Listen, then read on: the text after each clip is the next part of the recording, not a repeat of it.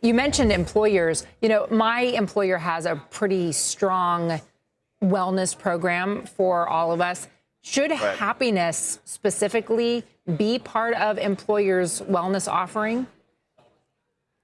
Yeah, well-being is something that every good employer should be thinking about. Now, well-being doesn't just mean happiness. Well-being means understanding what you're trying to do in your job, making sure that you have proper work-life balance, and actually using the enormous body of science that we have in well-being.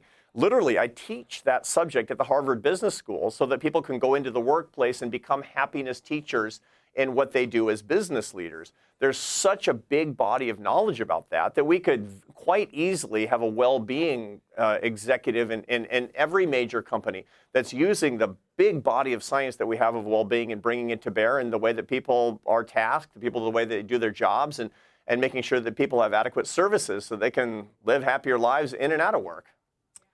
You know, I've been a journalist for, I don't know, 30 years. And one thing that I'm noticing right now is the mass emotion that we're all feeling around current events. And I'll just give you an example. If you look at the 2020 election and January 6th, and the way that no matter what side of the political arena you're on, the way that we all interpret that in this deep emotional way, what happened to George Floyd, and the Black Lives Matter movement, and the way that it affected so many people so viscerally. And right now, the war in Israel against Hamas, and I know that this takes on weight and meaning.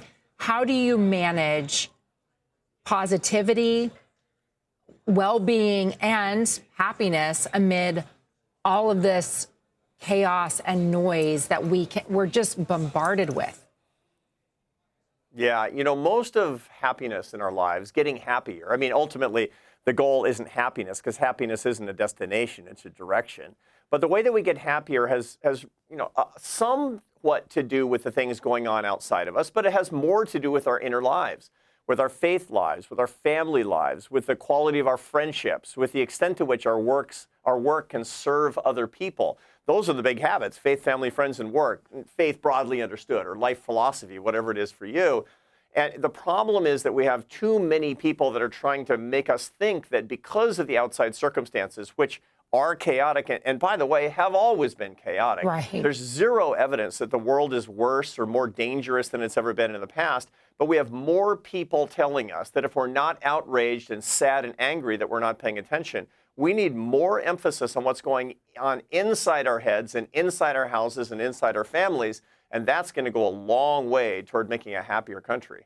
Well, what do you do? I mean, do you at some point shut out social media? Do you at some point choose not to engage with news media? How do you manage it personally? Yeah, I have very strict limits around outside information that I'm getting. I don't disengage from the news. I mean, I do a lot of media. I'm not a journalist like you, but you know, I'm in the public eye, and I'm doing a lot of work every single day. I have to know what's going on, but I don't need to read more than about half an hour a day of news. I don't need to look at social media for more than 30 minutes a day. As a matter of fact, I recommend that everybody watching us, that they have a strict limit on the amount of time they spend on social media. It should not add up to more than 30 minutes a day across all platforms. And ideally, you set aside time to look at it for whatever reason, and then you put it aside for the rest of the day. I also recommend not more than 15 minutes a day looking at information about politics, including television, anything that you read, and not more than about 30 minutes a day of actual news. And the rest of the time, actually be paying attention to the things that matter: the love in your life, the spirituality that you enjoy, the relationships that sustain you, and the work that you're doing to serve other people. Then your life will get a lot happier.